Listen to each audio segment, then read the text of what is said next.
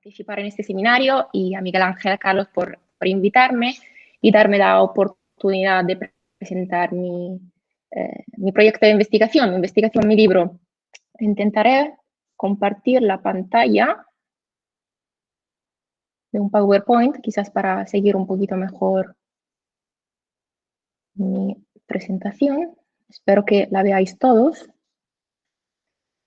Bueno, como decía, iré presentando mi libro que acaba de salir con Palgrave el verano pasado sobre la idea de nación en el fascismo y en el falangismo. Me gustaría empezar mi presentación con esta cita de Emilio Gentile, que bien reasume el tema central de mi investigación, o sea, el mito de la nación en el fascismo como elemento central en el universo ideológico del fenómeno fascista generalmente entendido. Cuando hablamos de ideología en el fascismo hablamos de un tema bastante controvertido y largamente debatido. El fascismo nació de la práctica política, más de una ideología, y tuvo, como dijo Gentile, como principio de su ideología las críticas de las ideologías. Teniendo en cuenta esa consideración, no se puede ignorar que el fascismo expresó de todos modos un proyecto de transformación de la sociedad según sus propios principios y que entonces no fue solo un conjunto de negaciones polémicas. Hay un consenso historiográfico general en identificar la nación como un factor central en la ideología fascista. Una discusión productiva sobre el papel del nacionalismo en el fascismo empezó a mediados de los años 60 con los estudios de Ernest Nolte, que abrió un debate académico sobre los aspectos culturales del fascismo, inaugurando una nueva línea de investigación sobre los fundamentos ideológicos del fenómeno. Después de Nolte, diferentes historiadores, aquí puse solamente algunos ejemplos de los más famosos, identificaron todos y coincidieron en identificar el tema de la nación como el elemento básico, uno de los elementos básicos de la ideología fascista. Entonces, para los fascistas italianos y españoles, que son los casos de estudio que he analizado en mi libro, la nación representó un ideal fuerte al que agarrarse, sobre todo en un periodo histórico tan complejo como lo de los años entre las dos guerras mundiales, caracterizado por cambios dramáticos políticos y sociales, y como un medio para restaurar, para volver a unir el pueblo italiano y el pueblo español. El Partido Nacional Fascista y Falange Española se apropiaron de esa idea de nación para legitimar su poder y para ocupar la escena política de sus países, afirmando ser los herederos de la tradición nacional más pura. Fascismo y falangismo se identificaron con la única y auténtica nación italiana española, dándole un claro carácter, un evidente carácter fascista. Como consecuencia de ese proceso de apropiación del ideal nacional, fascistas italianos y españoles actuaron una operación de exclusión automática y radical de la comunidad estatal de todos los que no compartían los valores fascistas y falangistas. Entonces, ¿cuál es el objetivo de mi investigación? Analizar, o mejor comparar, cómo fascistas y falangistas declinaron su propiedad de nación y cómo esa idea cambió, y si cambió en el tiempo. Mi trabajo intenta llenar un vacío historiográfico considerando la existencia de numerosos trabajos de investigación comparativa sobre dictaduras de extrema derecha en Europa durante las dos guerras mundiales, en los años entre las dos guerras mundiales, pero una falta sustancial de trabajos comparativos sobre fascismos en toda regla en el sur de Europa. La pregunta de investigación que me puse al empezar mi proyecto fueron las siguientes: cómo definieron, desarrollaron los ideólogos fascistas y falangistas su propiedad de nación para legitimar su poder dentro de sus respectivos países, cómo esa idea cambió en el tiempo, en qué medida esa idea de nación que los fascistas y los falangistas tenían influyó en las decisiones y en las posiciones que tomaron en materia de política interior y de política exterior. El marco temporal de la investigación va de la década de los 30 hasta el bienio 42-43. La década de los 30 porque fue un periodo de gran agitación política en Europa, que coincidió con la segunda y tercera oleada de lo que Aristóteles Callis define como la partida autoritaria en toda Europa, y porque en esa época tanto Italia como España atravesaron una fase de fuerte radicalización de su política, de intensificación del proceso de fascistización de las derechas, tanto en Italia como en España. Eso debido a factores exógenos y endógenos. Entre los endógenos, seguramente aceleró el proceso de fascistización en Italia, la campaña militar fascista en Etiopía y, por otro lado, la guerra civil en España, y factores exógenos, como la intrusión del nacionalsindicalismo alemán en las dinámicas de poder en Europa. Cronológicamente, la investigación concluye en el bienio 42-43. 42 como año que determinó la fin de los planes falangistas más revolucionarios, digamos, más totalitarios, para la construcción de una auténtica nación totalitaria fascista en España, y el 43 con la aprobación del Orden del Día Grandi durante el Gran Consejo del Fascismo el 25 de julio del mismo año, hubo el colapso del régimen de Mussolini y también la fin del sueño de una gran nación fascista en Italia. Algunos aspectos metodológicos muy rápidos. Se trata de un análisis comparativa que tiene como objetos de la comparación las culturas políticas fascistas y falangistas, y como propiedad de la comparación de la nación. Quiero subrayar estos dos objetos de la comparación, las culturas políticas fascistas y falangistas. Mi estudio no pretende comparar las dictaduras italiana y española. Me apoyo a la interpretación historiográfica según la cual existe una diferencia entre el régimen de Mussolini y el régimen de Franco, un régimen de Mussolini más propiamente fascista o el régimen de Franco más propiamente fascistizado, o sea, con un fuerte componente fascista, pero no completamente fascista. Entonces, pensé que comparar los dos regímenes habría comprometido la homogeneidad de la comparación y también la validez de los resultados de investigación.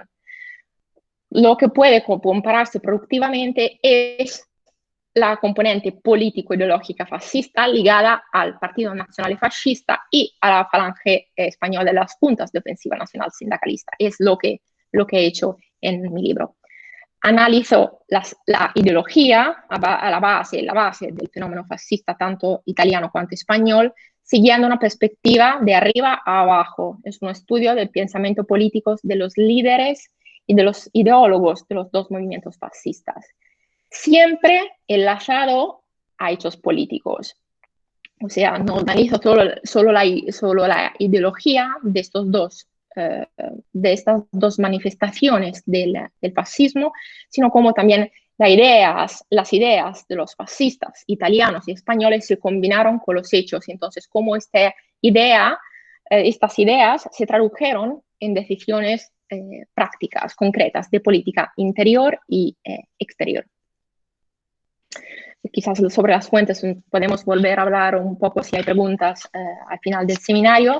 Saltaría esta slide para ir a la estructura de la investigación.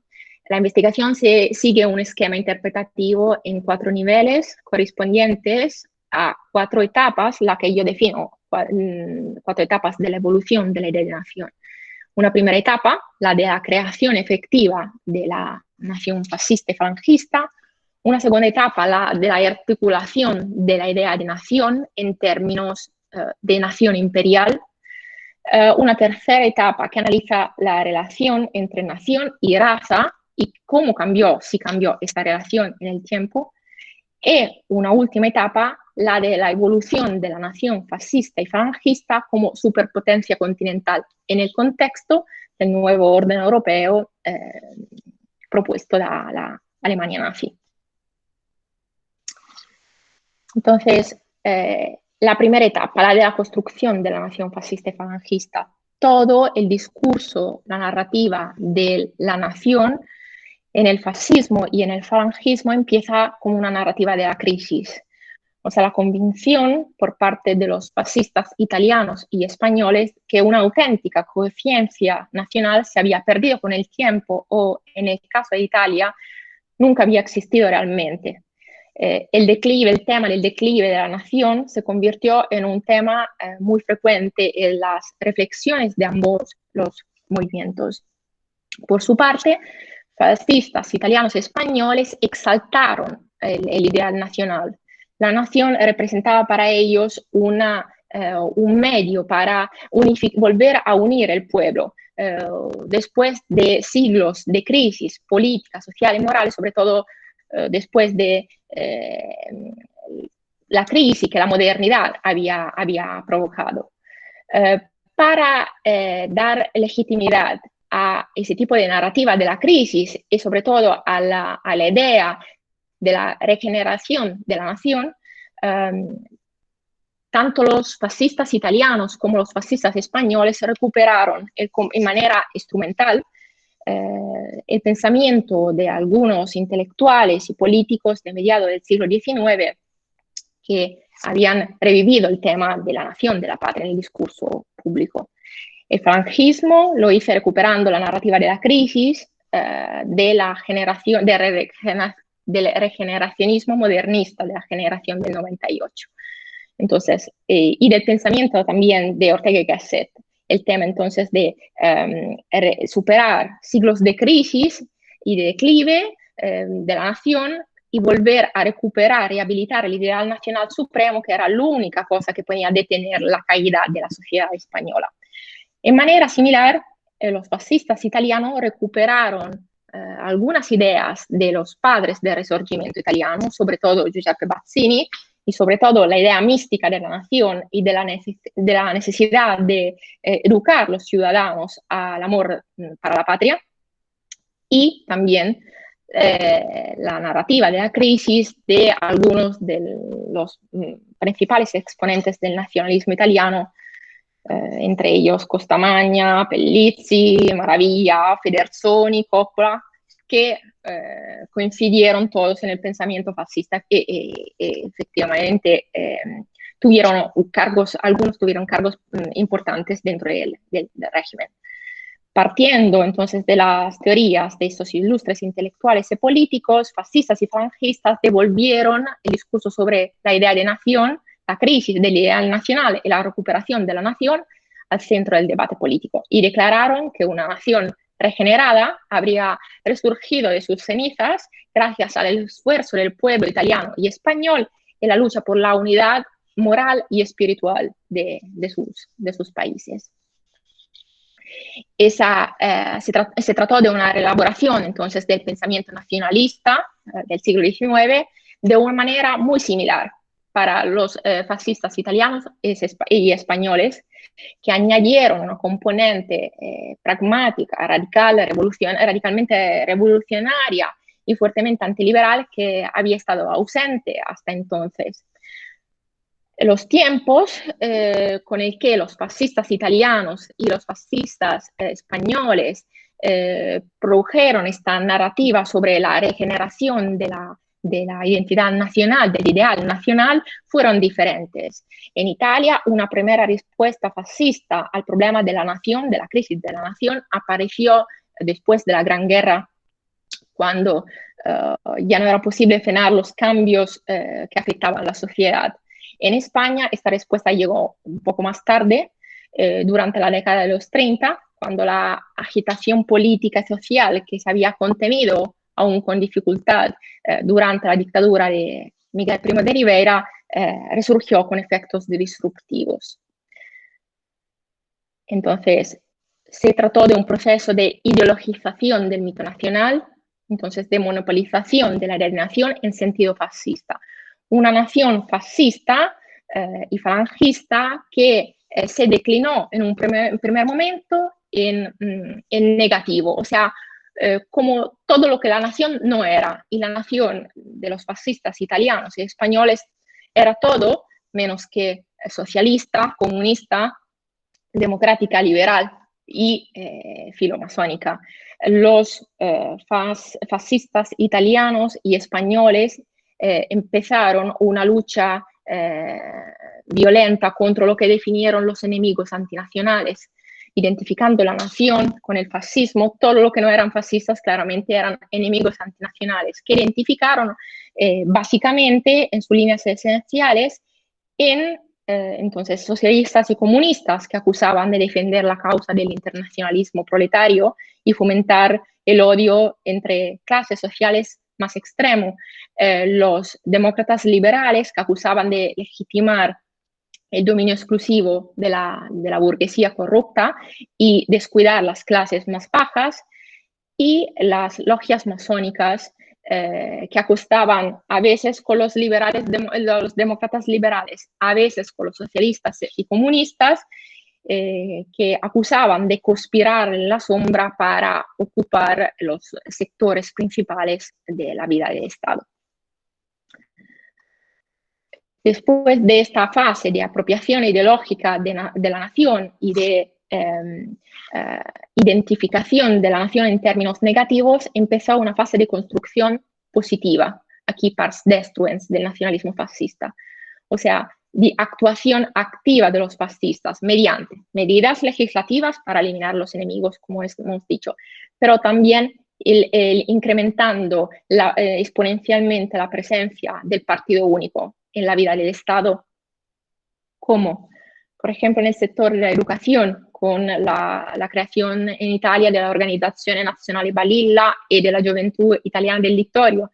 Similmente en España fue creado el Frente de Juventudes y el CEU, sobre el cual Miguel Ángel podría hablar mejor que yo, así que no me detengo sobre el tema, sino también en el ámbito, una extensión del partido en el ámbito de la asistencia social, con la Opera Nazionale Maternità e Infanzia, por ejemplo, en Italia, o la Asociazione Fascista Caduti per la Rivoluzione, por otra parte, el auxilio social y la sección femenina del partido, y también una extensión del partido en ámbito económico, por ejemplo, con la creación del Consiglio Nazionale delle Corporazioni en Italia y su homóloga organización sindical española.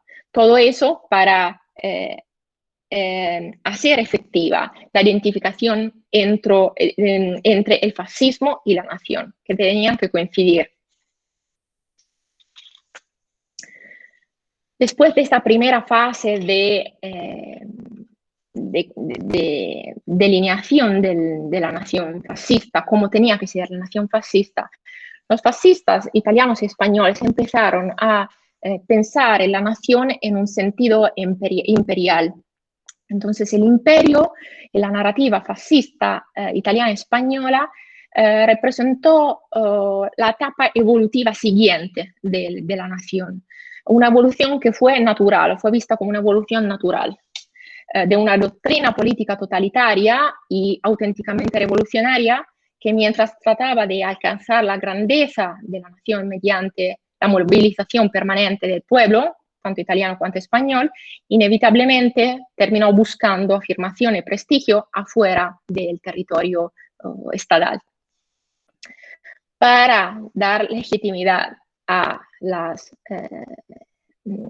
los sueños imperiales y coloniales de la Falange y del Partido Nacional Fascista, tanto los fascistas italianos cuanto españoles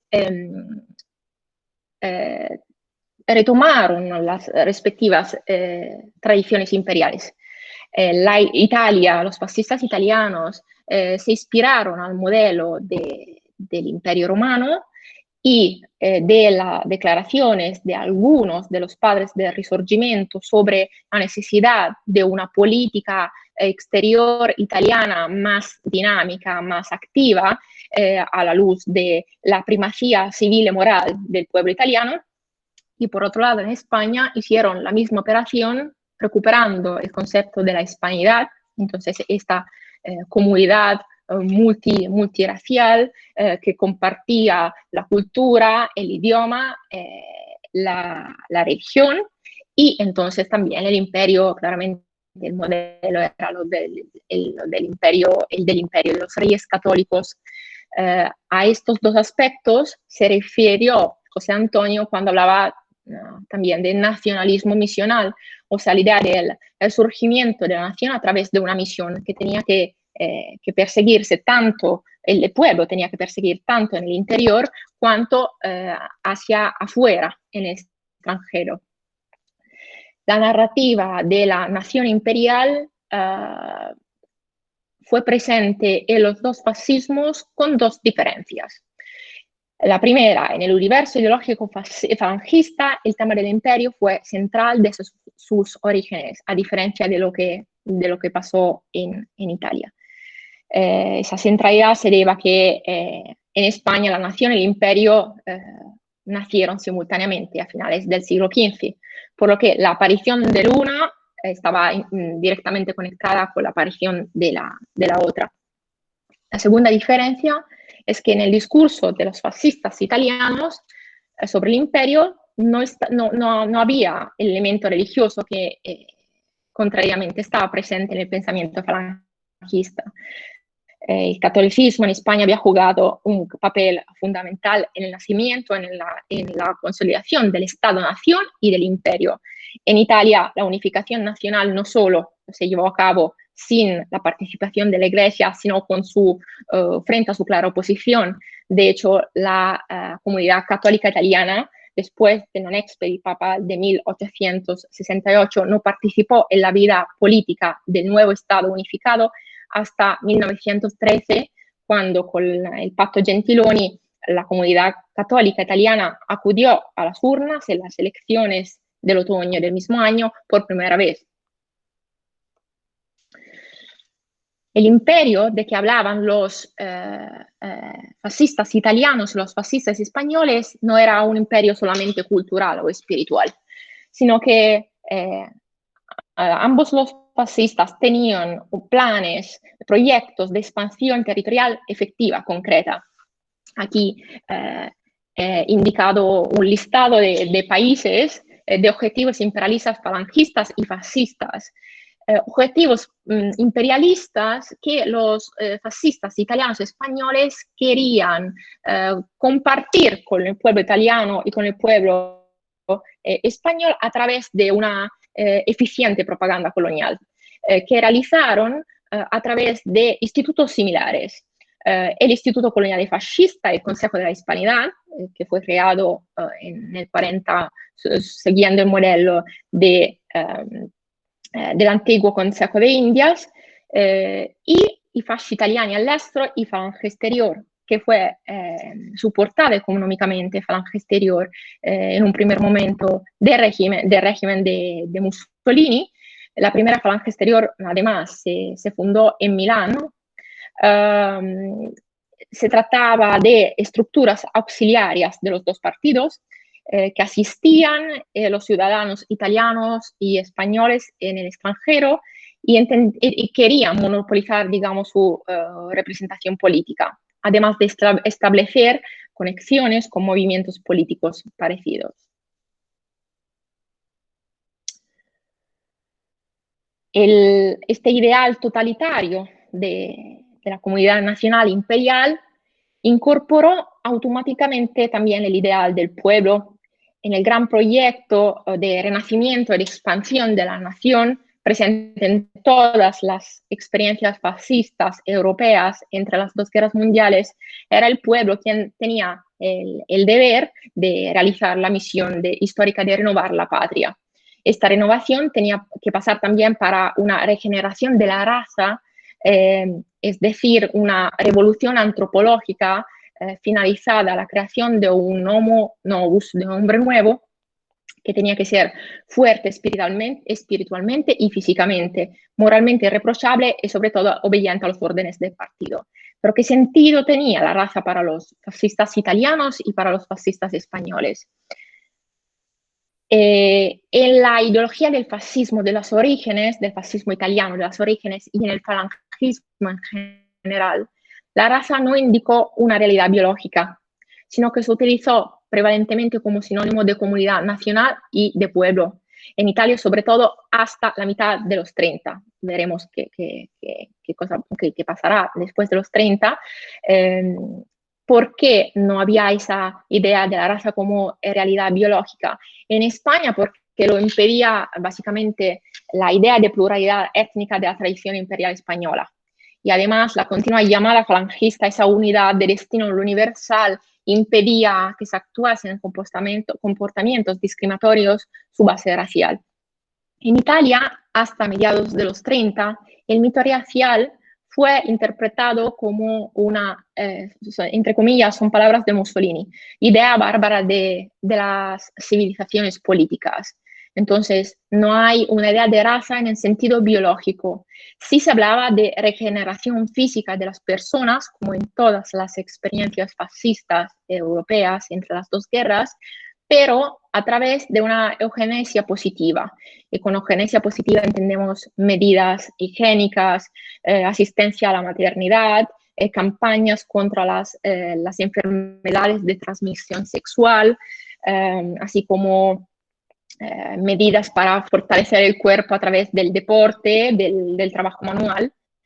No estaban contempladas prácticas de eugenesia negativa como el aborto, como el control de natalidad, como la esterilización, que los fascistas, tanto españoles cuanto italianos, repito, hasta la mitad de los 30 por lo menos en Italia, se consideraban ser prácticas negativas que comprometían los intereses de la nación. El punto de cambio. Uy, perdón, ¿salí de la presentación? No, todavía no. El punto de cambio fue lo mediados de los 30, con in Italia con la campagna in Etiopía, cuando la raza en sentido biológico se convirtió en un factor necesario para la identificación de la identidad nacional. Esto a causa de la difusión de la práctica del madamato, o sea, de las relaciones de carácter conyugal entre colonos italianos y habitantes de las colonias del África Oriental y el consecuente aumento de los hijos mestizos, el fenómeno del cosiddetto, así dicho, meticciato. Entonces, a partir de aquel momento, el problema de la defensa de la unidad y de la pureza de la raza italiana surgió entre los fascistas italianos a defensa de la superioridad colonizadora del pueblo italiano. Esos argumentos, lo de la defensa, la pureza de la raza, en virtud de su superioridad colonizadora, fueron los mismos argumentos que los teóricos fascistas intentaron, con lo cual los ideólogos fascistas intentaron legitimar el cambio antisemita del Estado italiano.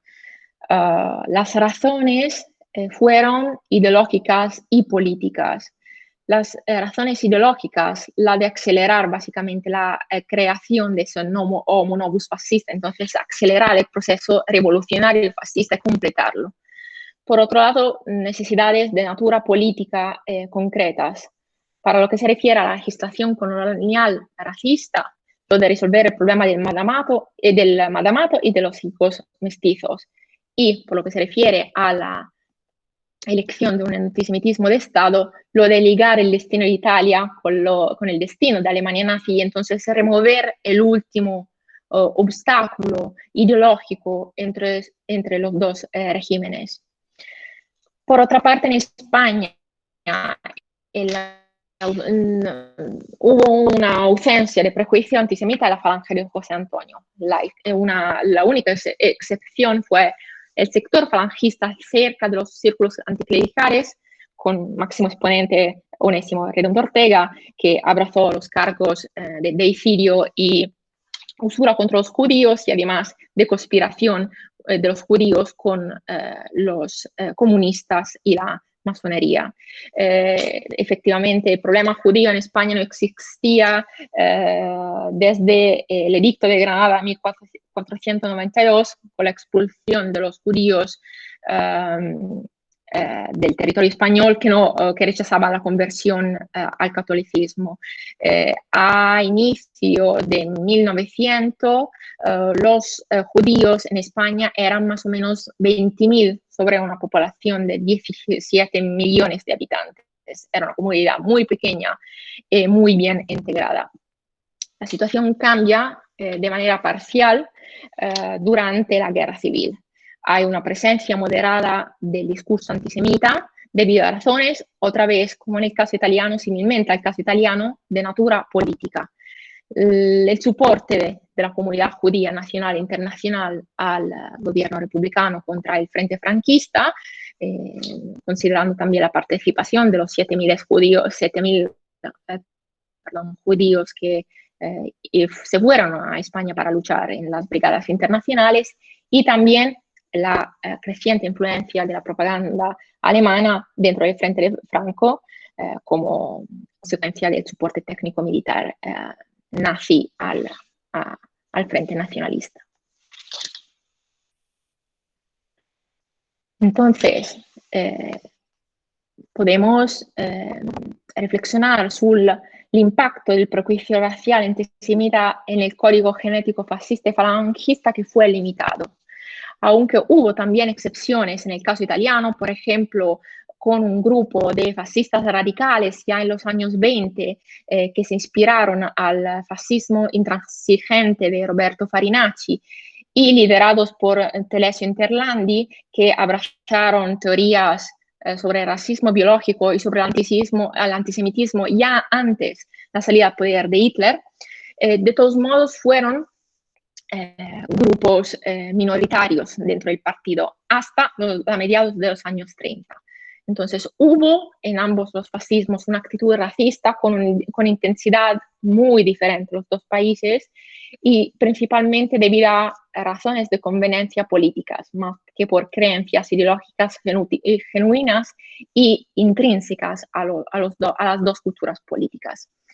Entonces, esta ausencia de un prejuicio racial y antisemita fuerte en la ideología fascista y falangista parece reducir la importancia de la raza como elemento fundamental para la definición de la identidad nacional fascista y falangista.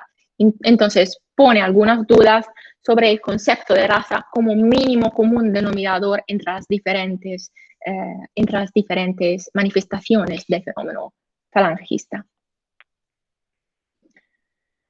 Como cuarta y última etapa de la evolución de la idea fascista y falangista de nación, los fascistas españoles y italianos empezaron a hablar de su nación como naciones imperiales y superpotencias continentales en el ámbito del nuevo orden europeo, del cual Hitler empezó a hablar ya al inicio de los años 30. El papel que los fascistas italianos y españoles querían desarrollar en este nuevo orden europeo no era un papel seguramente secundario.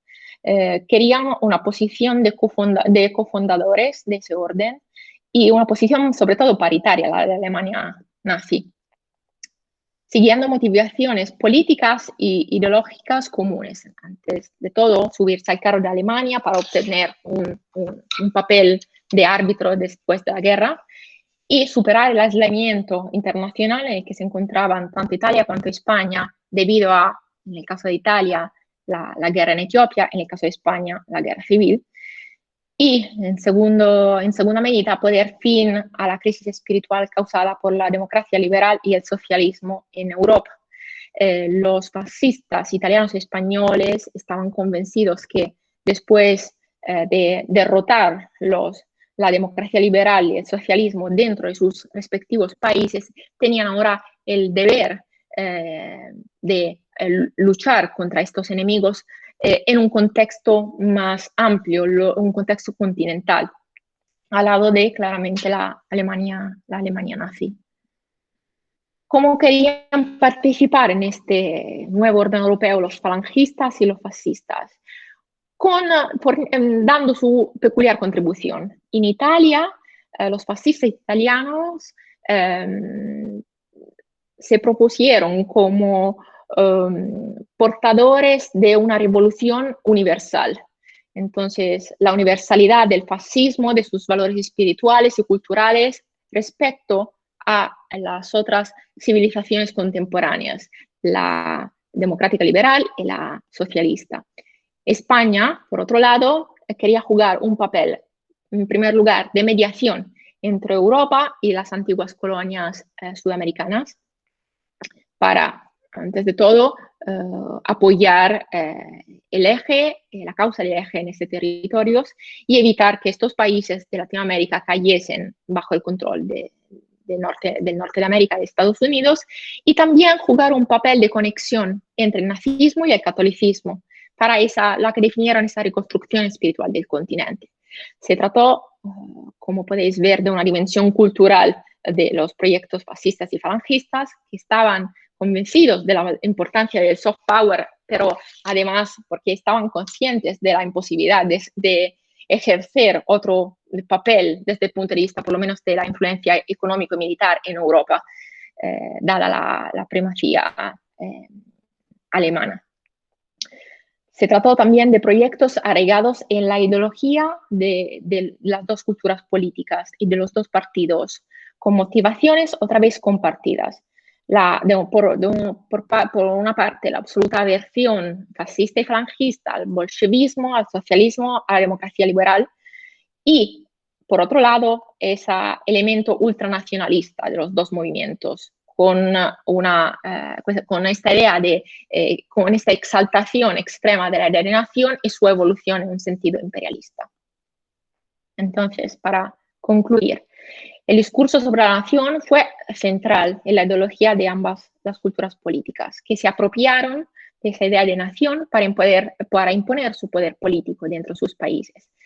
La nación italiana y española tenía que coincidir con la nación fascista y falangista. Eso claramente no produjo una unión de los dos pueblos como querían o decían que querían hacer los fascistas y los falangistas, sino causó división entre los dos países, entre los que apoyaban la ideología fascista y falangista y los que la rechazaban. No se trató de una idea estática de nación, sino de una idea en continua evolución en relación a los cambios de política nacional y internacional. La nación fascista y falangista empezó como una nación vivente, digamos, o sea, como un organismo biológico que nace, que se desarrolla, crece, evoluciona, pero también se puede sanar, regenerar. De aquí esa idea de la pangenesia de la nación, siguiendo claramente los preceptos de las dos doctrinas fascistas. Entonces, la recuperación de la idea de nación por parte de los fascistas y los falangistas y del pasado mítico de la nación, que tenía ahora un claro carácter fascista y falangista. Y además, la fase siguiente, la de la identificación entre el partido y la nación, que fue directamente funcional claramente a la legitimación de las decisiones y posiciones políticas fascistas y falangistas. Los fascistas y falangistas que reclamaron el derecho de expandir la nación afuera, entonces esta identidad nacional que se evoluciona y alcanza una dimensión imperial. Con los discursos sobre el imperio se pone el problema de la homogeneidad biológica también de la nación, al que la Italia dio una respuesta muy diferente, mucho más dramática de lo que pasó en España. Y por último, hemos dicho la etapa de la nación como potencia continental, como punto más alto de la evolución de la idea de nación falangista y fascista. Últimos aspectos que me interesaría subrayar. Mi investigación quiere enfatizar cómo fascismo y falangismo desarrollaron la alienación de forma muy similar, aunque con diferencias debidas a la historia y la cultura de cada país. Mi investigación subraya también el carácter radicalmente revolucionario y auténticamente fascista de Falange Española, las Juntas de Ofensiva Nacional Sindicalista. Su proyecto de nacionalización de los españoles fue perfectamente en línea con lo desarrollado por otras manifestaciones de fenómenos fascistas en Europa durante las dos guerras mundiales. Mi investigación valida la hipótesis aún más, una vez más, de la centralidad de la nación dentro de la ideología fascista, tanto italiana cuanto española, y propone la posibilidad de utilizar la idea de nación para comparar en futuro otras experiencias fascistas. Quisiera también subrayar esa idea de nación, pero considerada en su dimensión dinámica. La idea de la nación, tanto en el fascismo italiano como en el fascismo español, fue un concepto en continua evolución que marcó las diferentes fases y etapas de la conducta política fascista. Muchas gracias. Muchas gracias, Giorgia. Okay. Muchas gracias tanto por la exposición, que se ha ceñido escrupulosamente al tiempo que te habíamos dicho, así que muchas gracias por eso. Muchas gracias por resumirnos también los contenidos del libro. Y bueno, yo creo que es hora de dejar que si hay preguntas la gente te las formule y así podamos establecer un diálogo entre todos lo más fructífero posible. Yo no sé si hay alguien que le gustaría intervenir, si hay alguna cuestión.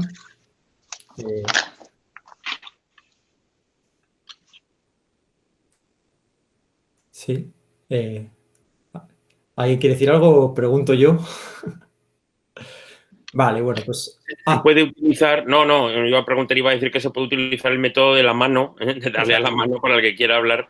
Aquí tenemos un espléndido elenco de algunos de los mejores especialistas en falange que tenemos en el mundo, ¿para qué vamos a quedarnos cortos? Entonces, pues cualquiera de vosotros seguro que tenéis muchas cosas en la cabeza antes de que empecemos los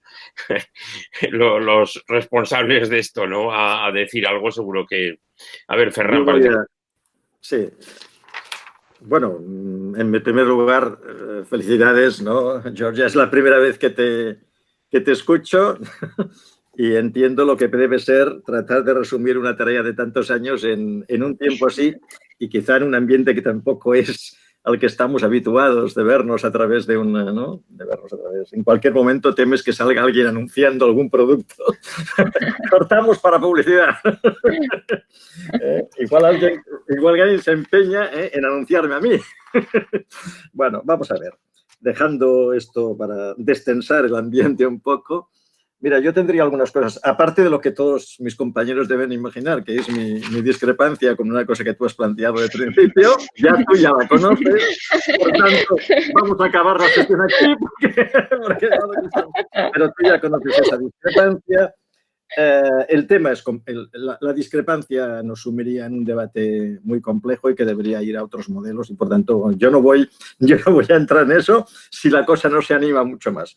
Pero yo quería plantearte alguna cosa. Mira, desde el punto de vista teórico, ideológico, has citado a Redondo para el tema del antisemitismo, fundamentalmente. Yo no sé si este tema habría que vincularlo no solo a una posición de Redondo, que algunos vinculan pues a su experiencia de estudiante en Alemania. Ciertamente, cuando el Partido Nacional Redondo, yo creo que en Alemania se interesó más por el Zentrum que por el nacionalsocialismo. Pero, de todas formas, hay una tradición integrista, antisemita muy notable en la extrema derecha española. Hay documentación, yo no, de esto sé muy poco, pero que hay documentación sobre, por ejemplo, en el siglo futuro, en prensa integrista, la existencia de una tradición antisemita ciertamente colocada mucho más en el aspecto religioso pero también en valores morales que, evidentemente, en el aspecto racial, ¿no?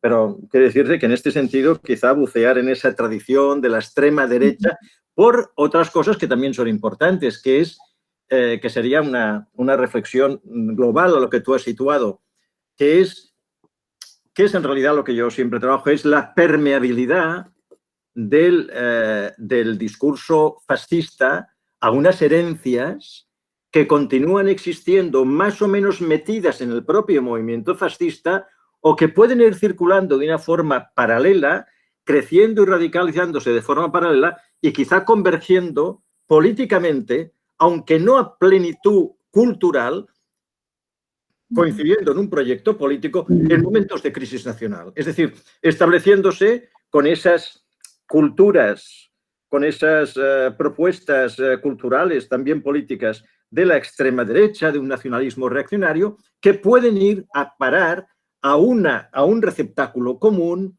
en momentos en que se constituye una especie de consenso, al cual yo le doy el nombre de fascismo, no desde el punto de vista de la ideología pura, sino desde el punto de vista del proyecto político.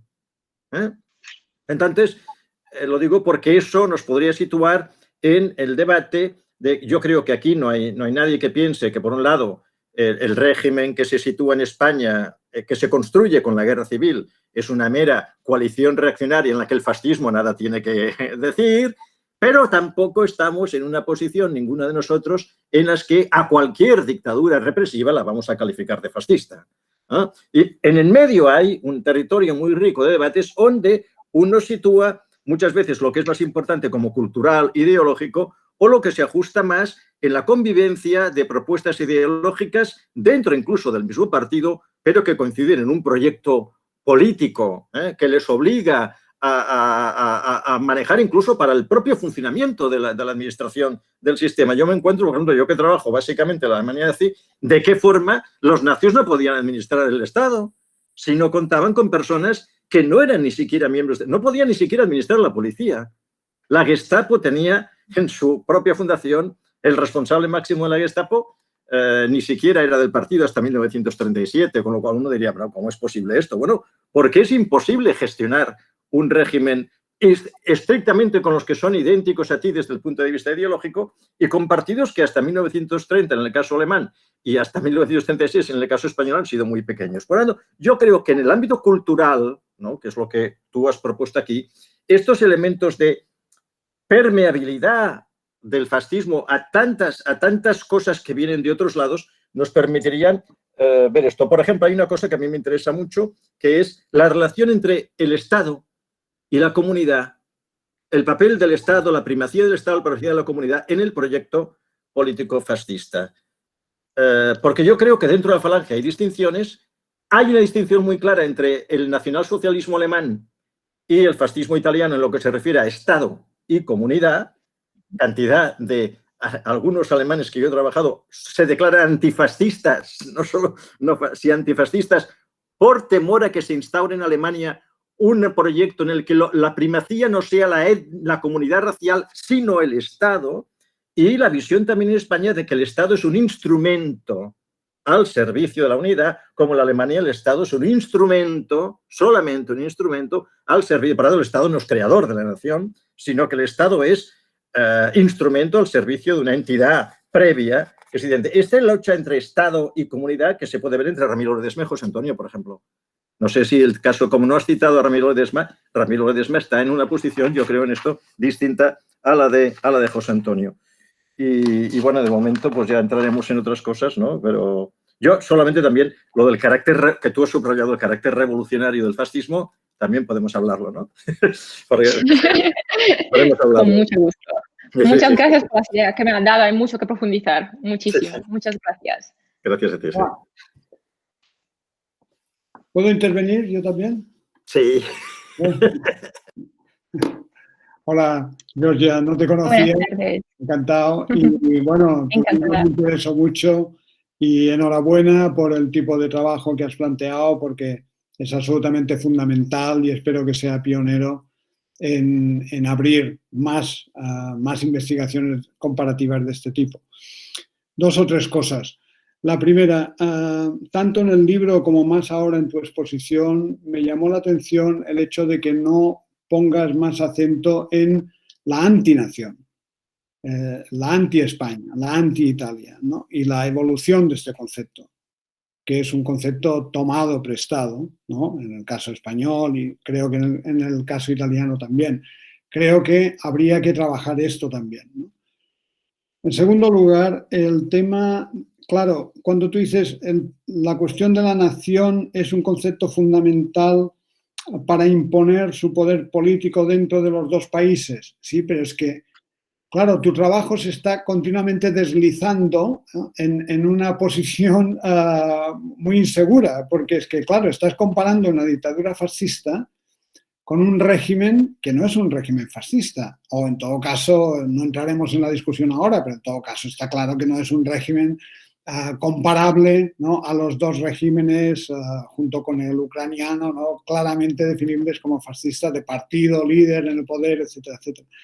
Entonces, claro, esto en el tema del imperio, claro, hace que de alguna manera también la comparación es un poco forzada, porque es que estamos comparando un imperio que se construye o que se intenta construir en Albania, en Abisinia, etcétera, etcétera, con unas elaboraciones teóricas y después con unos planes, etcétera, porque no dejan de ser planes de eso, ¿no?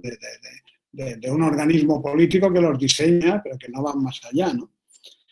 Por último, también me ha llamado la atención el tema de que no te hayas fijado en la cuestión del diseño de Estado fascista de los falangistas de preguerra, ¿no? Y lo cual significa fundamentalmente a partir de 1934 por su influencia de José Antonio Primo de Rivera. Es decir, el Estado que él define es un Estado él habla del Estado sindical, nunca habla del partido único, nunca habla de él como líder de la nación, etcétera, ¿no? Entonces, todo eso también tiene que decirse, todo esto también tiene que ponerse en la balanza, ¿no? Simplemente estas acotaciones, ¿no? Pero aparte de esto, reiterarte que tu trabajo me parece muy interesante. Gracias. Solo para contestarle. Efectivamente, el problema principal fue desarrollar el discurso teniendo en cuenta que hablábamos de regímenes diferentes y con éxitos muy diferentes. Y por eso que el plan de la comparación tuvo como focus el concepto de estas políticas culturales, o sea, perdón, de las culturas políticas fascistas, porque claramente comparando los dos regímenes, la comparación no habría salido bien, o sea, son dos cosas comparables con mucha dificultad. Claramente con el tema del imperio al que usted se refiere, es evidente que Italia hablaba de un imperio efectivo, real. O sea, las colonias las tenía en África, las colonias las tenía en Albania, la tenía en Grecia con la Segunda Guerra Mundial, algunas municipalidades en Francia y más cosas aún. La perspectiva de la que hablo sobre el tema del imperio, entonces comparo, es siempre una perspectiva de natura ideológica. Pero entiendo, es lo que efectivamente salió más problemático, es que siempre me muevo al borde de las dos cosas y quizás algunas veces no ha salido en manera precisa y súper correcta, me doy cuenta. Y sí, la idea del fascismo preguerra, sí, efectivamente era una parte que podía ser desarrollada más. Realmente la parte después de la mitad de los años 30 era la parte más interesante desde el punto de vista de los hechos históricos, más que nada con la comparación con Italia. Eso sí, pero sí es así, efectivamente era una parte que tendría que desarrollar más. Muchas gracias por su feedback. Me ha pedido la palabra el profesor Alejandro Quiroga, así que, Alex. Hola, Georgia. ¿Qué tal? Hola, Alex. Quería hacerte simplemente un par de comentarios. Uno, un poco en la misma línea en la que ha ido Ferran Gallego, que era sobre la importancia del antisemitismo en Falange y en realidad en toda la extrema derecha española. Y hay una tradición bastante, desde finales del siglo XIX, bastante sólida. Y ahí estaba pensando en el trabajo de Isabel Rohr sobre el antisemitismo en el bando franquista, pero Gonzalo Álvarez Chillida tiene un libro fantástico también sobre el antisemitismo en España, donde esas corrientes se pueden ver. Y se pueden ver además no solo en la vertiente, digamos, del antisemitismo cristiano.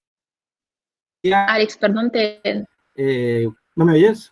Se ha cortado se ha cortado la última frase. No te oí. No, que decía que las corrientes no solo son de antisemitismo de corte cristiano, que son corrientes en toda Europa, sino también biológico en esta extrema derecha católica, ¿no? El Siglo Futuro es el mejor ejemplo como periódico, pero los hay en otro y en la prensa carlista también de principios del 20 también es muy, y esa línea va directamente a Falange y entonces, bueno, pues y luego tenía una pregunta pero es puro desconocimiento mío, cuando hablaba de el imperialismo falangista en Baskonia, ¿a qué te referías? ¿Estamos hablando de Iparralde? ¿Estamos hablando del sur de Francia?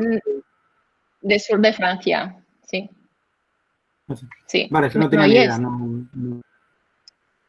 Sí, había algunas reclamaciones, no sé si se dice así, perdonadme mi español que estoy un poquito así, pero sí, algunas reclamaciones sobre la parte cerca del País Vasco, que ellos dicen ser una parte integrante de España, y entonces quería unificar la parte del sur de España con el País Vasco como una única entidad, porque tenía la misma lengua, la misma cultura, y así estaban interesados en juntarla con el territorio español peninsular. Vale. Muy bien. ¿Alguien más tiene alguna cuestión?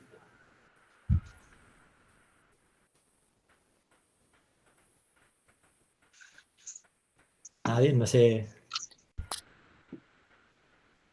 Nadie tiene más que...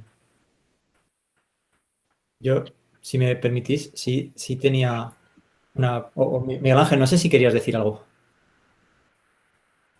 Sí tenía una pequeña cuestión, más que nada, ¿qué importancia le das, Georgia, al catolicismo en la comparación? Porque he visto que mencionabas mucho en el caso de Falange, pero ¿qué importancia le das al catolicismo en tu interpretación del nacionalismo en ambos fascismos? Vamos a ponerlo entre comillas. Pero... Vale, no dediqué un apartado entero al tema de la religión porque se iba a abrir un asunto enorme que merecía un libro, solamente este asunto. Pero sí que toqué el tema, traté el tema en relación a las temáticas que desarrollé a lo largo del libro. Así que claramente la temática del papel de la religión es importante, sobre todo cuando se habla de la temática del imperio, porque es súper presente. Claramente todas las declaraciones falangistas sobre el imperio estaban conectadas con la religión, porque de hecho de los reyes católicos que salieron las empresas coloniales a finales del siglo XV, y esto claramente es un tema que en Italia no existe. Tampoco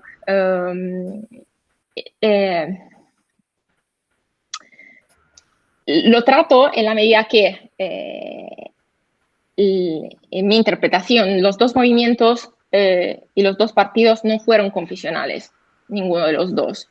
Pero sí que los falangistas no podían descartar la componente religiosa y católica muy fuerte que tenía el país y la historia del país, la historia nacional e imperial del país. Así que la utilizaron, digamos, la utilizaron y la insertaron en el discurso sobre la nación, en el discurso sobre el imperio, en el discurso sobre el papel de España en el nuevo orden europeo, como entonces conexión entre el nazismo y la catolicidad, digamos. Lo utilizaron como aspecto peculiar de la cultura falangista, o sea, como un aspecto peculiar que podían, no sé cómo explicarme, un aspecto, un plus, digamos, algo que añadía una característica más al fascismo español respecto al nazismo y al fascismo italiano. Entonces, un elemento presente en la historia del país, la historia nacional y la historia imperial del país, a lo que los fascistas no podían, que los fascistas españoles no podían negar, pero que utilizábamos, digamos, en manera para convencer, para dar legitimidad a sus propósitos. Y claramente toda esa componente en el fascismo italiano no existe, no fue un movimiento confesional, el acercamiento a la iglesia fue en Italia con i Patti Lateranensi del 29, claramente fue un intento debido a una necesidad política de conciliar las dos cosas en un país de tradición católica, aunque los católicos, como mencionaba antes, no habían participado para mucho tiempo en la vida del Estado unificado, italiano. Así que, además porque el fascismo y la Iglesia luchaban sobre todo para el hecho de la enseñanza, de la educación, de la educación, el sector de la educación. Así que fue una necesidad de llegar a un pacto con la Iglesia, pero efectivamente el partido permaneció no confesional para toda su vida. Y eso, pero sí, efectivamente no traté el tema de la relación entre fascismo y catolicismo por ese sentido, porque efectivamente se habría un debate muy grande y era otro proyecto de investigación, de hecho. Genial. Muchas gracias, Georgia.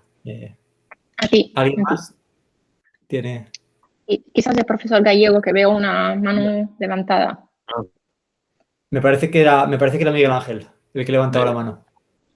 Sí, bueno, okay. no sé, ahora lo estoy viendo a Ferran porque me sale la F solo, ¿no? Estas son las cosas que pasan con las conexiones. No, yo creo que, bueno, que es un trabajo de una enorme solidez y además, como decía Joan, yo creo que es el tipo de ejercicios que hay que hacer y que hay que hacer además pues con la ambición y la capacidad de lo que supone nada menos que darle ser una tesis doctoral, es decir, un trabajo realmente de identidad. A mí lo que me pasa siempre es que creo que siempre nos debatimos entre el riesgo de ver al fascismo como algo puro, es decir, como el ideal typus, ¿eh? Es decir, parece que siempre tenemos esa referencia y, por lo tanto, en un trabajo de estas características, el fascismo, que tiene el copyright, al menos histórico, de ser el primero, eso es indudable, aunque el copyright de radicalismo, si se puede hablar de estas maneras, la tenga el nazismo, obviamente, porque llega más lejos, se supone, que ninguno, sin que sepamos muy bien si eso simplemente es contar muertos o qué es, pero sí, evidentemente, un proceso de radicalización. Pero siempre nos movemos con este tema de la pureza y del tipo ideal, cuando yo creo que el fascismo, tú has hablado del pragmatismo inicialmente, es sucio, es mestizo, es pragmático, porque como sabemos muy bien, nos lo contó Martin Blincourt hace muchos años en un libro que yo siempre he tenido en grandísima estima, el de Fascistas y Conservadores, que realmente en el caso alemán y en el caso italiano, por supuestísimo, y de una manera obvia en el caso español, se llega al poder a partir de las coaliciones con los sectores conservadores. Pero el propio Mussolini, cosas que le decía Franco, que decía a sus colaboradores cuando hablaba de España, era que lo que tenía que ocurrir aquí, lo que tenía que hacerse era unir todas las fuerzas afines para construir un régimen que para él sería el equivalente al fascismo. Es decir, yo creo que los protagonistas de los acontecimientos, incluso más allá de la conceptualización interior que pudiera hacer en las colaboraciones al diccionario del fascismo o muchas cosas, hacen un tipo de política muy pragmática.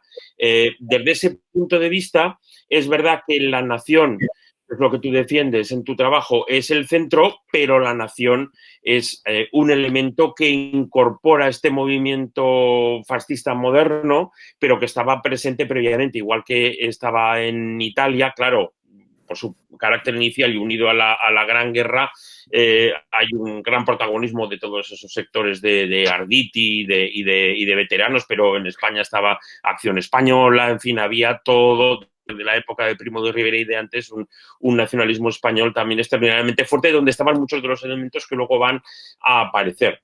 Con eso lo que quiero decir es que los análisis, como lo podría decir, con ciertas pretensiones alquímicas, es decir, de medir pesos, de ver influencias de una cosa y de otra, yo creo que siempre son muy interesantes intelectualmente, pero tienen sus riesgos a la hora de trasladarlos a la realidad. Por eso yo nunca me atrevería a decir que el fascismo español o el italiano tiene como centro único la nación o es su centro de gravedad, no se puede llegar a decir, pero está tan entremezclado con otros factores estrictamente políticos y coyunturales que complican esa visión. Entonces, me parece que tu aproximación, como digo, es extremadamente útil, pero me da cierto aroma, si me permites un poco la broma y la expresión, del laboratorio, ¿no? De pesar y medir las cosas cuando creo que no hubo ningún interés de hacer algo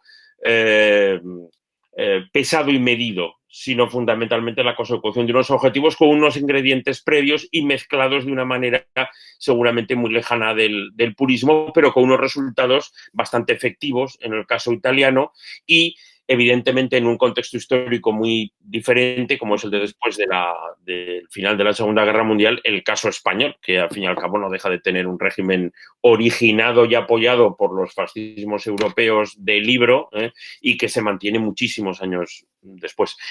Son más que nada reflexiones, impresiones más que otra cosa. Efectivamente, es uno de los límites, o sea, acercándome al tema, tuve que tener una cierta rigidez, quizás se dice, sobre un tipo, digamos, o sea, un modelo, como dices tú, un ideal tipo. Efectivamente, la realidad fue mucho más entremezclada y con componentes adentro del fascismo, entre los católicos y los no confesionales, entre diferentes tipos de fascistas también en el fascismo italiano, que si queramos podemos identificar como el fascismo 1.0, o sea, el primero.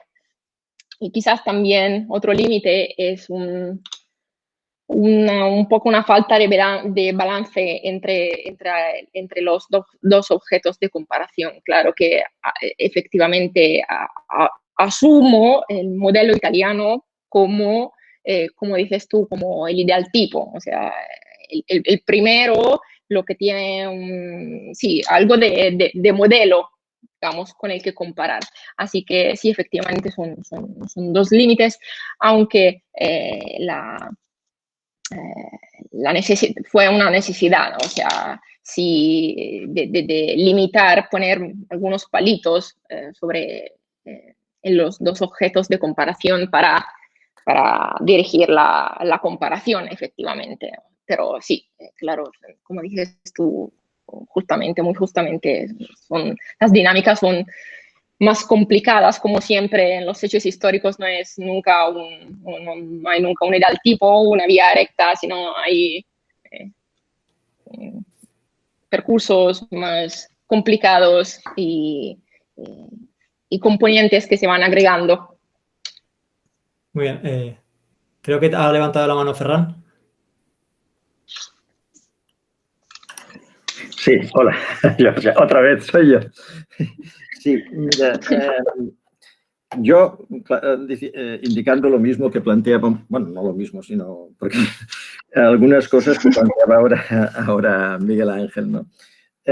Tú has subrayado sobre todo, tú has aceptado que ese es tu intención, esa es tu intención, señalar ese aspecto cultural y no moverte de ahí, ¿no? Entonces, pero incluso para un trabajo de carácter cultural, ideológico, si queremos, de cultura política, tú señalabas mucho en lo que nos enseñabas en el PowerPoint, señalabas lo importante que era un proyecto dinámico, ¿no? Un proyecto si es un proyecto dinámico, deberíamos ver que es un proceso.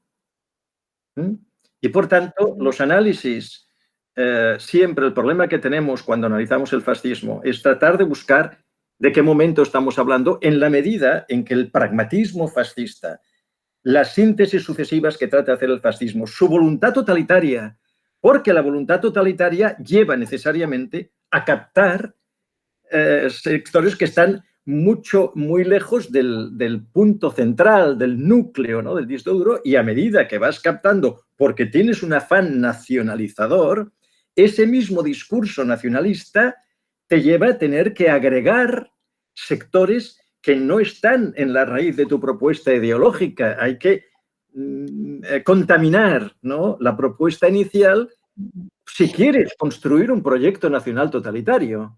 Si te quieres quedar en un discurso que sea de propaganda, simbólico, etcétera, que quiera ganar hegemonía cultural, te puedes quedar en la pureza, pero en la medida en que estás construyendo un proyecto político, y si quieres construir un proyecto político nacionalista y totalitario, ¿qué dificultad se sitúa? Para si en España la dificultad es una guerra civil en la que excluyes a la mitad del país, cosa que no hizo ni el nacionalsocialismo, que extranjerizaba al adversario de la nación de una forma clarísima, ni el fascismo, si en España la llegada del fascismo al poder a través de la guerra civil lo que sitúa es algo que, por ejemplo, con Miguel Ángel habíamos hablado alguna vez, cuando estaba yo, decía, hombre, una cosa que planteas es la frustración de un fascismo que tiene que desnacionalizar a la mitad del país para poder construir un proyecto nacionalista. ¿Qué problemas para un nacionalista totalitario tener que calificar a la mitad del país? Por eso se inventa el mito del anti-España. Claro, es que no es España, es que no lo es, pero claro, eso tiene... Y entonces lo que se sitúa ahí es una cosa en la que tú no has entrado y que es tan importante, que es el régimen de la victoria militar. Es que el elemento que permite hacer un nacionalismo sin la guerra civil y la victoria militar, que es el elemento de legitimación del régimen. El elemento de legitimación del régimen no es la propuesta ideológica solamente, sino es la propuesta ideológica acompañada de la victoria. Y, por tanto, la división del país en vencedores y vencidos, que es lo que permite subsanar el defecto de origen de no haber podido construir un gran proyecto de masas nacionalista. Pues entonces construyes un proyecto que divide el país no entre España y anti-España, sino entre vencedores y vencidos. Y eso sí que opera políticamente muy bien, ¿eh? Y clientelarmente opera muy bien. Y desde el punto de vista del terrorismo de Estado actúa muy bien. Y desde el punto de vista de las denuncias por la base... O sea, la victoria o los vencedores y vencidos es algo que casi es lo mismo que Volksgemeinschaft y Gemeinfremde en Alemania, es decir, miembros de la comunidad y ajenos a la comunidad, pero en el caso español, de una forma mucho más tremenda, porque ni siquiera en Alemania se planteó al 50%. Entonces, la desaparición del tema de la guerra civil y del mito, no solo del hecho, el hecho y el mito de la victoria y la reconstrucción de la guerra como cruzada, todo eso yo creo que debería situarse en el análisis, que precisamente porque tú has dicho que no querías hablar mucho del periodo anterior a la guerra y mucho más del periodo, ¿no?, de los años 40, donde parecía que eso está... Bueno, en los años 40 hay un elemento crucial, que es la guerra. Es la guerra propia de aquí. Y por eso lo de la dinámica. Y por último, y no quería abusar tampoco, que ya me conocen aquí los compañeros, pero no quise abusar de eso, pero como veía que estaba esto muy silencioso, también te quería plantear otra cosa para Creo que es un debate muy interesante. El tema del catolicismo es un debate, ya sé, da para otra. Es que casi todo da para una tesis, Georgia, en este mundo. No, exacto. Da para una tesis, Aquí se reúnen dos tíos en un bar y dicen, no sé qué. Aquí tenemos una tesis. Yo he visto hacer tesis. Es lo que acaba de decir a Carlos, o sea, que el tema del catolicismo es efectivamente otro proyecto de investigación. Pero una apreciación que creo importante, que es, por ejemplo, Joan María, que ha hecho ahora la última biografía de José Antonio I de Rivera, señalaba lo fundamental que es un catolicismo radical, neotomista, en la formación ideológica de José Antonio, pero en la formación de un Sánchez Mazas, por ejemplo, sepárale el catolicismo a Sánchez Mazas, pero no como un añadido. Es que tú en algún momento lo has situado como si fuera un factor añadido, incluso quizá oportunista. No tienen más remedio en un país en el que la nación se ha identificado la formación del imperio, la misma formación de la nación con el catolicismo, y no plantear, este no es un partido clerical, pero creo que es un partido católico integral.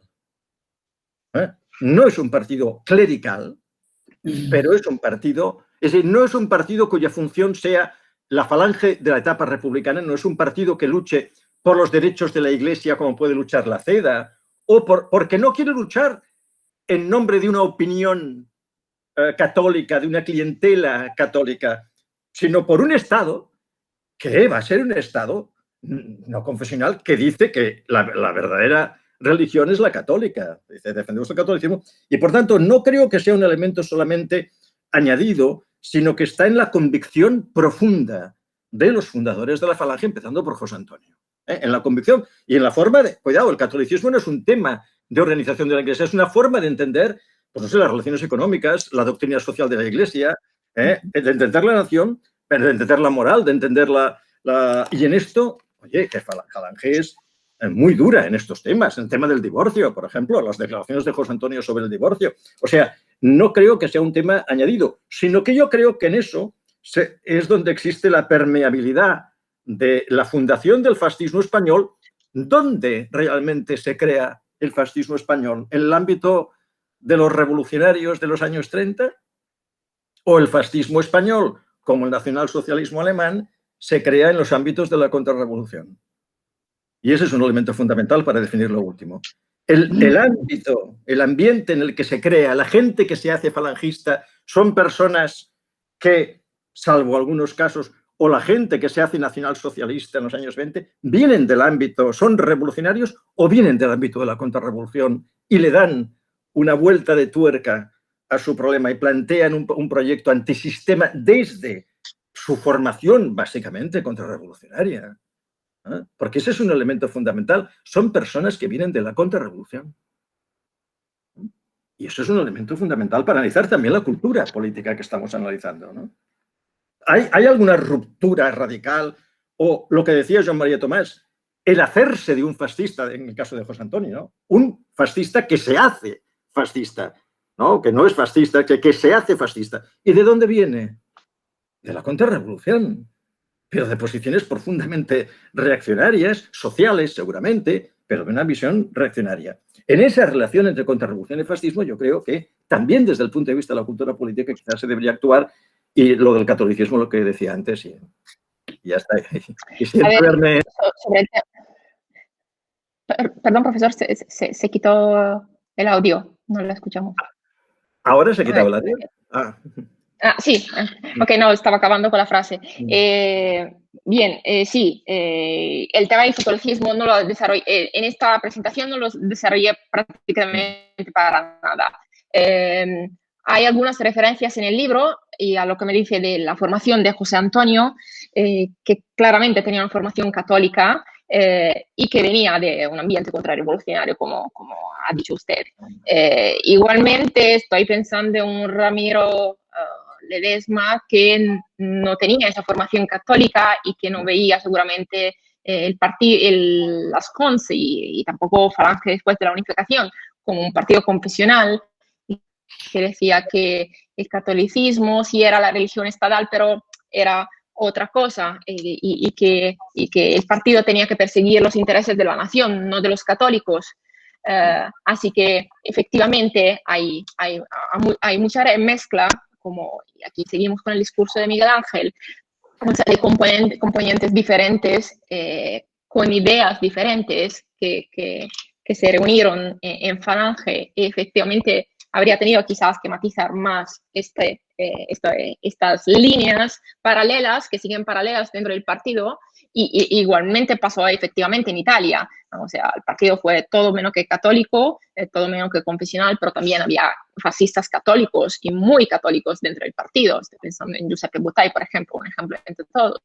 Así que sí, efectivamente hay esta variedad, todas estas matices dentro de un mismo partido, y quizás habría tenido, eso sí que enfatizar enfatizar más todo este conjunto de ideas diferentes, pero que se mueven en paralelo y que forman la mezcla que es el fascismo, tanto en Italia cuanto en España. Gracias por todas las ideas que me has dado, que me apunto, sigo apuntándome cosas para profundizar la investigación. Muy bien. Antes de nada, pedir disculpas porque yo también me estoy iniciando en esto del Google Meet y no me había dado cuenta de que había gente con la mano levantada y yo estaba solo dando la mano, la vez a los que veía en la pantalla. Entonces, disculpas. Vamos a hacer una cosa. Primero va a hablar Tomás. Luego, si os parece bien, Cira. Y Alejandro también tenía la mano pedida después. Lo siento, de verdad que no os he visto. Hola. Perdón, pero no había levantado la mano, perdón. Pero quería darle las gracias a George por la presentación, que fue muy enriquecedora, estudiante de máster. Entonces, pues muchas gracias. De acuerdo. Muchas gracias por participar. Muy bien, pues Cira, por favor. Y disculpa. Hola, Cira. Hola, Georgia. Bueno, hola a todos. Cira. Bueno, un gusto estar aquí y haberte escuchado. Hacía tiempo que no coincidíamos, Georgia, pero bueno, estoy encantada de haberte visto. Mira, mi pregunta es muy concreta y es una duda que tiene una resolución muy sencilla y yo la desconozco. Tiene que ver con el primer punto que has comentado, ¿no? En tus 4 puntos de evolución del concepto de nación, la idea de la narrativa de la crisis. Y entonces has hablado, que eso sí que lo recuerdo de tu tesis. Claro, yo leí tu trabajo en formato tesis, con lo cual yo lo he leído hace más tiempo que quienes han leído el libro. Entonces, te lo pregunto porque no lo acabo de... Bueno, he cambiado bastante cosas. Desde la tesis al libro han cambiado cosas. Vale. Entonces, mira, leí el libro porque había dado por sentado que era casi una traslación, pero lo haré. Entonces, te estoy hablando en realidad de lo que recuerdo de la tesis, o sea, que quizás esté resuelto en el libro. Esta primera parte sí me parecía que tú seguías mucho la línea de Ismail Saad, ¿no? De regeneracionismo, has hablado de regeneracionismo y luego has hablado del 98 y Ortega como las dos herencias, ¿no? Intelectuales que se recogen.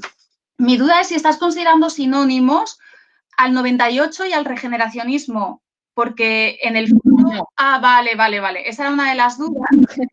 Luego, quería preguntarte si te has encontrado, pero ya digo que quizá esté realmente con alusiones muy claras y muy explícitas a una reapropiación y un reconocimiento de regeneracionistas, sobre todo como Joaquín Costa, que sería un poco el que más me interesaría, porque en los trabajos de Ismael, por ejemplo, no está esto, ¿no? Él habla del 98, habla de Ortega, pero el regeneracionismo se pierde, él no lo ha trabajado. Entonces, te quería preguntar un poco, sobre todo por la figura de los regeneracionistas, y si te lo habías encontrado y si alguien más, el público en general, a lo mejor esto es algo que tiene X artículos o monografías y que yo desconozco, y estaré encantada de que me digáis. Muchas gracias, Georgia. A ti, Cira. No, de hecho, no creo que será de gran ayuda porque no desarrollé este aspecto mucho. Era algo que me servía de manera de introducción, digamos, al tema. Así que no, como bien sabes, me basé sobre los textos de Ismael, del profesor Sass, y sobre este asunto que, como acabo de explicarte, no era de interés vocal para mi análisis, o sea, sino que era de introducción para lo que iba después, así que lo siento, no puedo no puedo contestar de manera suficiente y adecuada a tu pregunta, porque no tengo encontrado textos, no lo busqué efectivamente tampoco. Eso, o sea. Vale, muchas gracias. No sé si alguien te puede ayudar aquí, ¿eh? Bueno, no, vamos, era una curiosidad en relación con tu primer punto, ¿no? Que me parece interesante. Bueno, por supuesto que no lo he hecho, felicitarte por tu trabajo y además por la exposición que ha sido tan clara, ¿no? Como te ha dicho, creo que el profesor Ferran Gallego... Lo siento por los errores terribles en español, pero ten paciencia conmigo. que me hablo demasiado rápido y como palabras.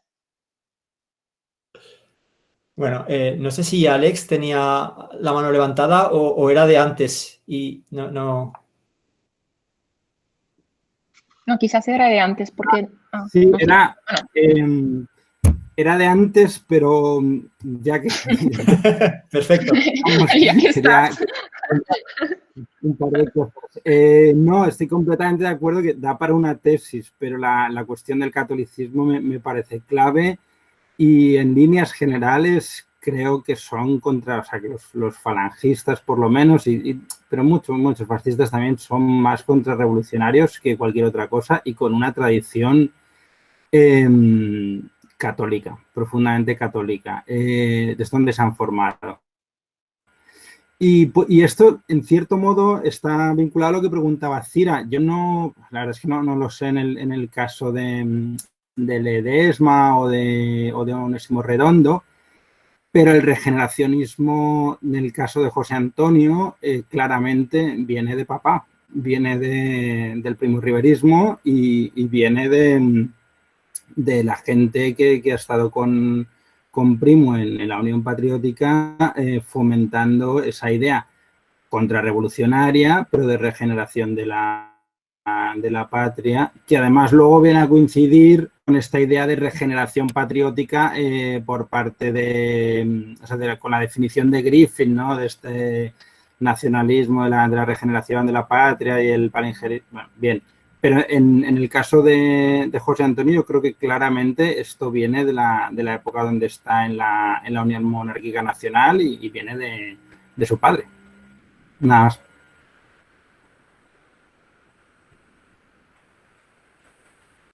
¿Se ha cortado? Bueno, ya había acabado. Vale. Perfecto. Georgia, pues sí, ¿tienes algo que...?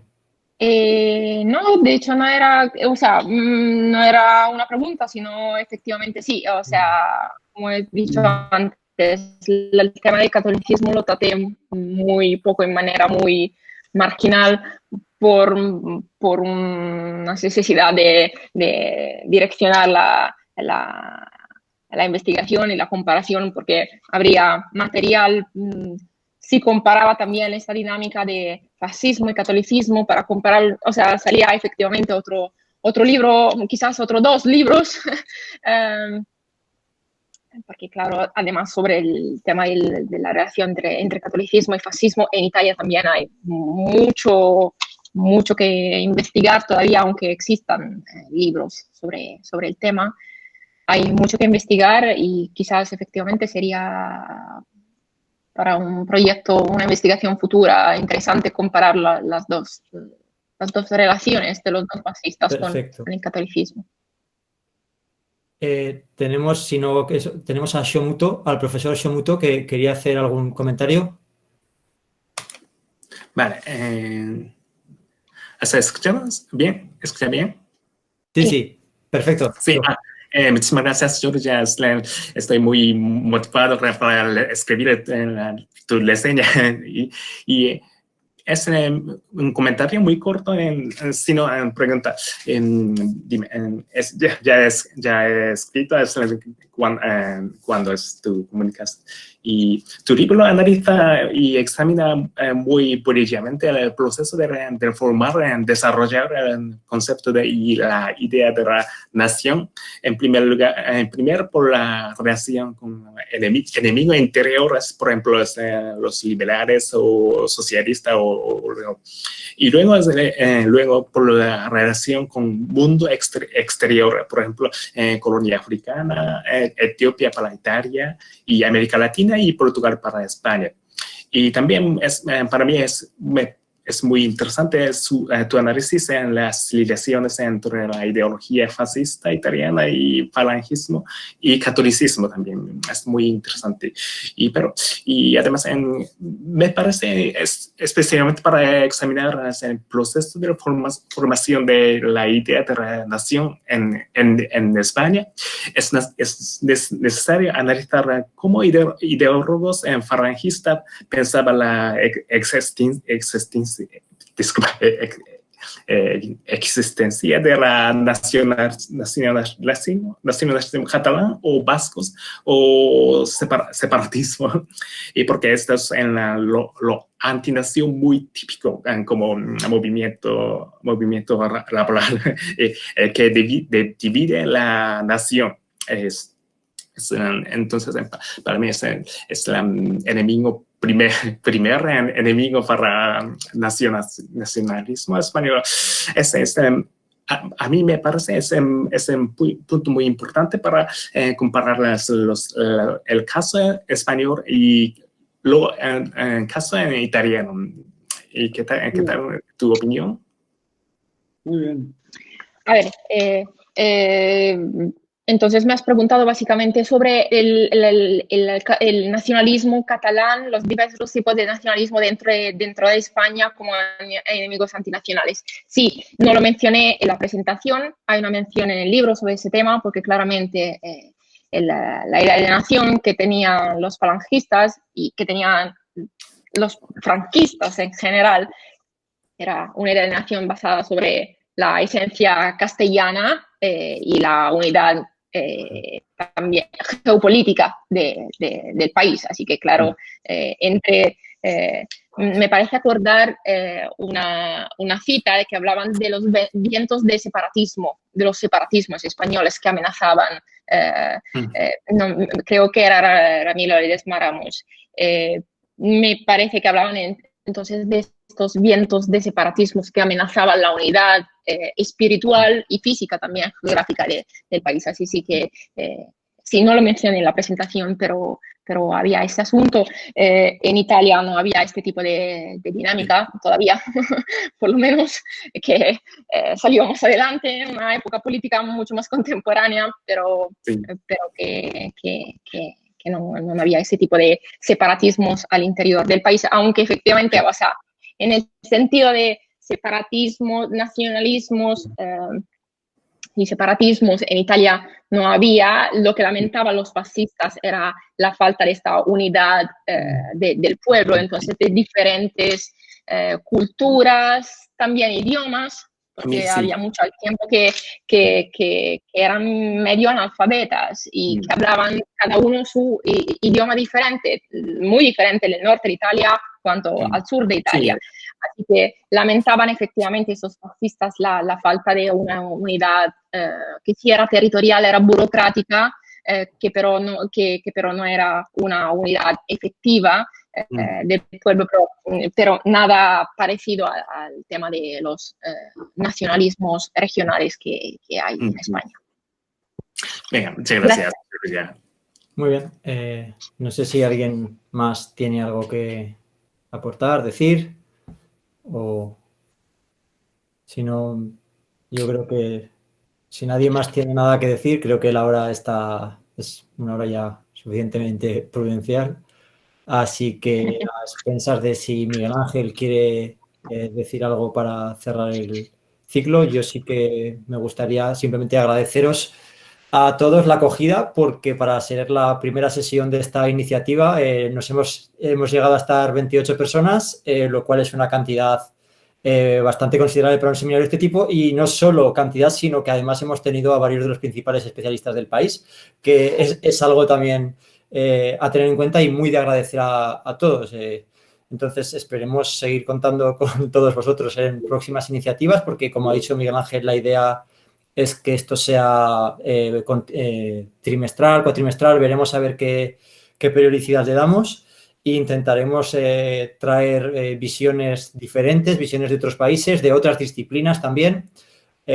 Así que, bueno, muchas gracias a todos y por mi parte... Muchas gracias por mi parte también, por participar en este seminario, por vuestros comentarios tan puntuales y atentos. Y muchas gracias.